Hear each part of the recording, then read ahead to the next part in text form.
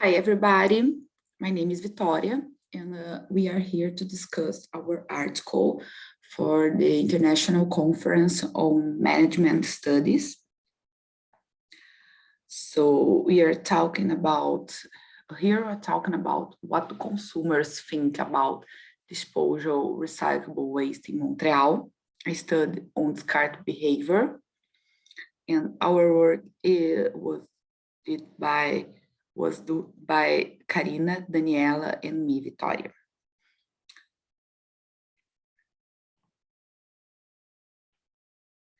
So here are our photos.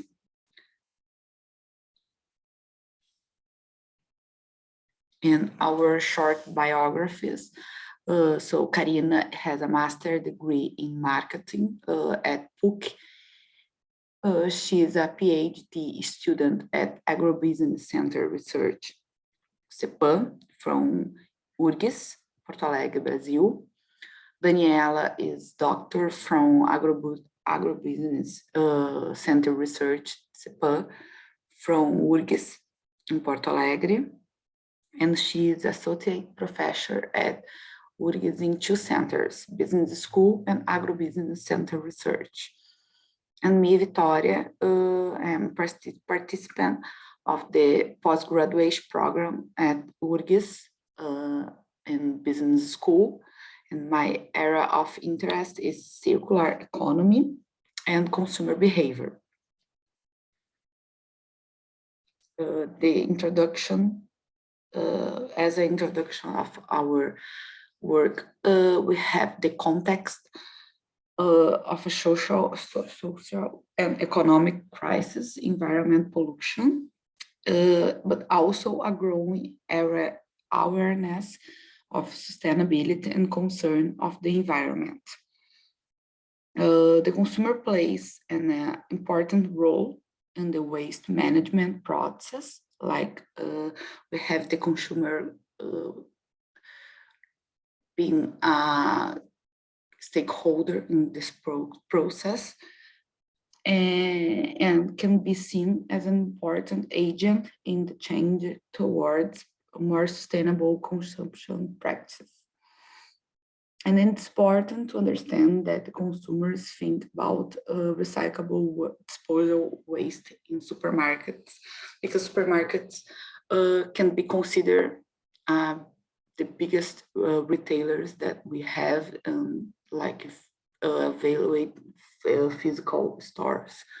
So it's a place that we can show all the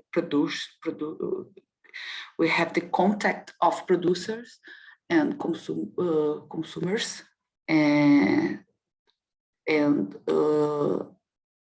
I think like a lot of almost everybody has to do the visit, has to buy things in supermarkets. So it's a big retailer. As a literature review, we have the sustainable consumer behavior that is seen at the center of the value chain. Consumer can be considered the main target of the product supply chain and the starting point of the reverse supply chain, talking about a circular economy. And according to Font, the transition to a sustainable consumption model demands a behavioral transformation on the part of the consumer. And they stood by Mate and Press recognize the role of the involvement of different actors in food networks, and points that the need of the active involvement of producers and consumers who, through their reflexive and action, position themselves as building agents of the food chain. We have to discuss the consumer and the dispose. that the first studies related to disposal start from an idea of discussion about sustainability and the negative impacts of incorrect disposal on the environment. In this context, we can say that all consumers need to discard products and packing consumed correctly to avoid further aggression to the environment, thus increasing participant in a circular chain system or chain. There is a lot of works talking about and mentioning about ecological bags as a different way of packing and a sustainable way of packing. I think it's more correctly. And reducing waste regeneration through prevention, reduction, recycle, and reuse, and achieving sustainable management and efficient use of natural resources are some goals of the 12th Sustainable Development Objective addressed in the 2030 agenda. We have here in our literature reviews also a discussion about supermarket as a disposal point, and the idea of supermarkets being the biggest physical retailers until the last few years made they also become an environment of contact between producers and consumers, like I said before. And the incorporation of social environment responsibility practice by supermarkets makes them become an educational agent for the community and the workers who provide the service to them, mobilizing the entire chain. So our study has the meaning of understand what consumers think about disposal of recyclable waste in Montreal, Canada. And we have to do that. We had in-depth interviews with consumers. And with this, the expected result is to understand the opinion on the process of conscious disposal in supermarkets. Our research question is, what do consumers think about disposal of recyclable waste in Montreal, Canada? And our methodology was a qualitative research with consumers residing in the city of Montreal in Canada, and for data collection purpose, in-depth semi-structured interviews with consumers, and for convenience, 7 consumers were selected. This number were defined by considering the generation of new data. So the results show that consumers believe in the importance of recycle and waste separation as a way to help the environment in a sustainable way. So,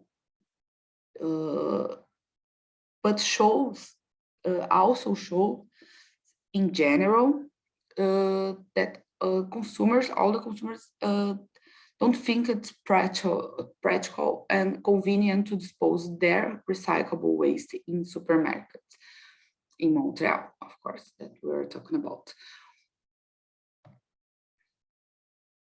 So the results also show that consumers agree that it will be positive if the supermarkets encourage their consumers to dispose of the recyclable waste by offering financial benefits.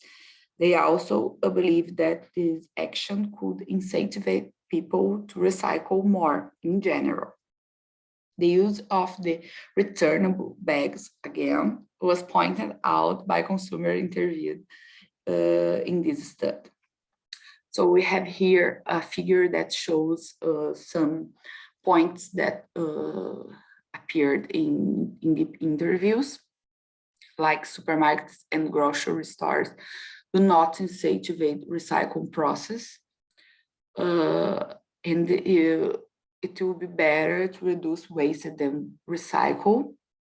It's important to buy products with less packing, but on the other hand, packing helps make products more convenient to consumers. And some consumers believe that recycle more will positively impact society, government, companies, and citizens. Some consumers disagree, or it's not practical and convenient to disposal of recyclable waste in the supermarket in Montreal. So our implications, this study, we can consider the importance of the recycle and the role of the consumer to do it. And discarding waste in supermarkets is not considered a convenient practice. If supermarkets encourage the practice, more people could be interested in do it. And encourage, we consider financial benefits, something like that. And our suggestions for further research have the main limitation of this research refers to the single method approach. So we suggest a survey with a quantitative approach. And for a future study, it suggests to compare the reality of Canada with another realities in another countries. So that was our study. Thank you, everybody, and see you. Bye-bye.